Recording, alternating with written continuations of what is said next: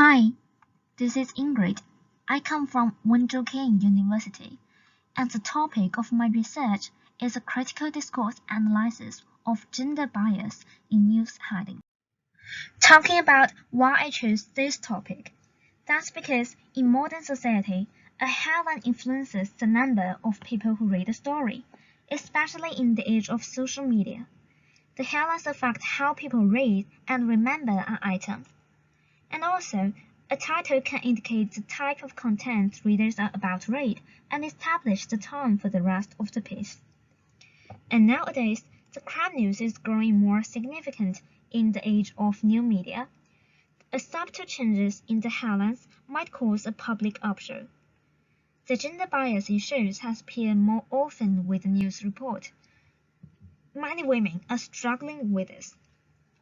And many news reports of women, especially female victims, focus on display their body parts related to sexually, converting them into objectified beings.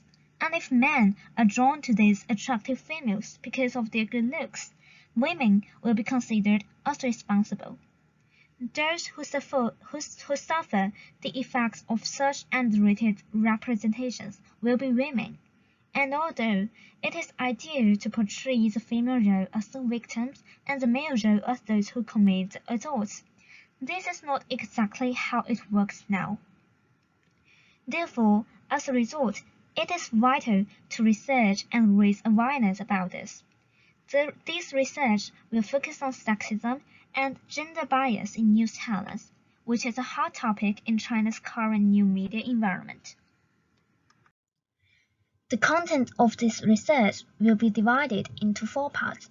In the first part, we will introduce the research questions. And in the second part, we will introduce the methodology, which includes the method and theory in this research and why I use them.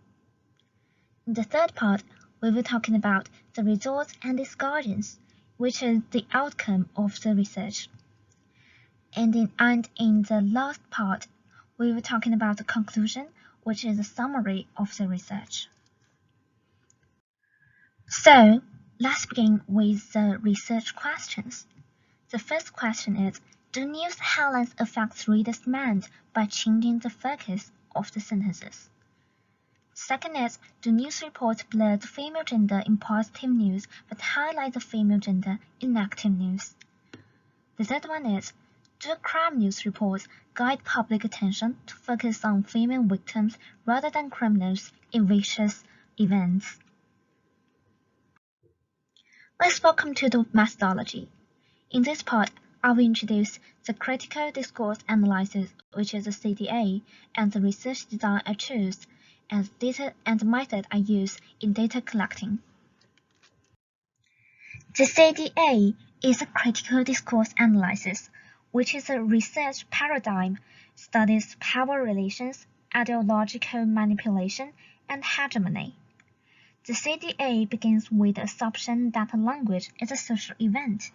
Therefore, the language is also a social phenomenon that is influenced by ideologies. And according to Sapir, the assumptions about the association between ideology and language can be traced back to linguistic determinism. Essentially, language regulates what people achieve as a social reality. Consequently, language defines, perpetuates, and promotes gender roles in society while contributing to sexism.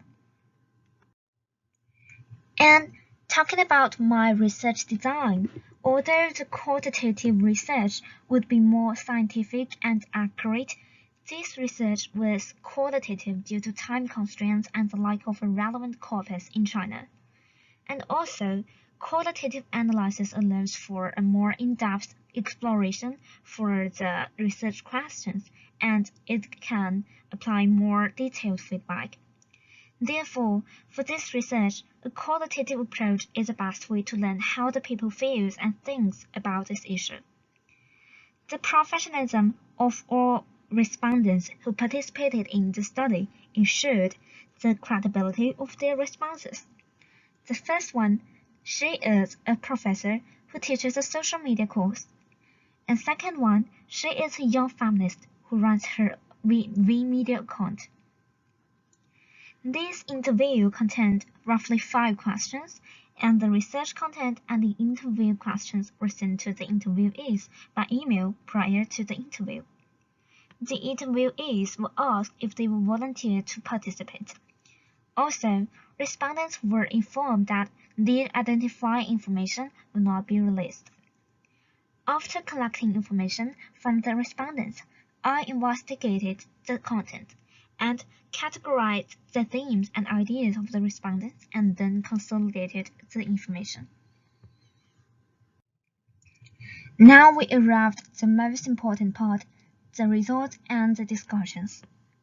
With the interviewer's consent, the interview was recorded entirely, and the following table was made after summarizing the interviews into textual consent. After the interviews, the research questions were answered, and I came up with the following results.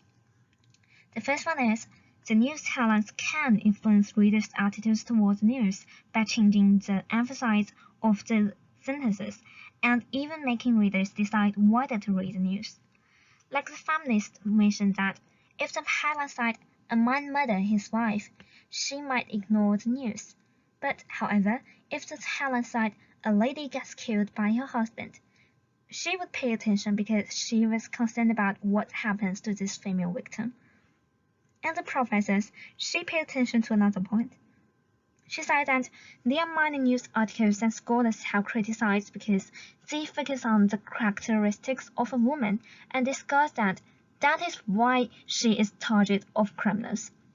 She thinks this is a very big problem. And yes, when we're talking about the effects of these issues, especially in crime news, there are many news stories focused on the victim, especially the female victim, which creates a dangerous phenomenon that readers rationalize the criminal's actions and focus on finding out from the victim why she was targeted. For example, when learning that murder is because of cheating, many male readers will unconsciously substitute the perspective of the cheated party. The male readers will perceive the murderer's anger and believe that his actions was justifiable, which is very dangerous. And like the feminist side, she mentioned another point that the news headlines often emphasize a specific group over time, and that group have become a relatively negative image.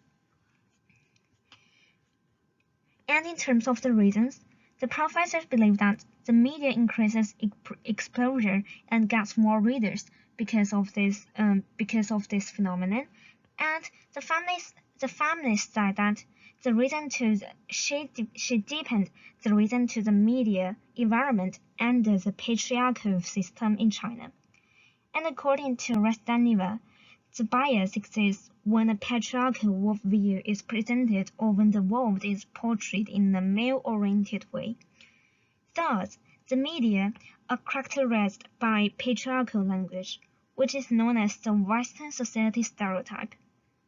And furthermore, that the human rights of criminals are protected is also a reason. And if we want to solve this problem, the professors believe that we need to explore more gender equal reporting methods and to improve readers' educated levels. And as for the feminists, she believes that the females deserve a greater role in media sectors, which would prevent news reports from having their patriarchal or sexist nature with idioms or expressions or using gender asymmetry lexical and grammatical forms. To sum up, this research examines the reality of the phenomenon of sexism in news headlines. This is often manifested by grammatical changes in the focus of the sentence from active to passive.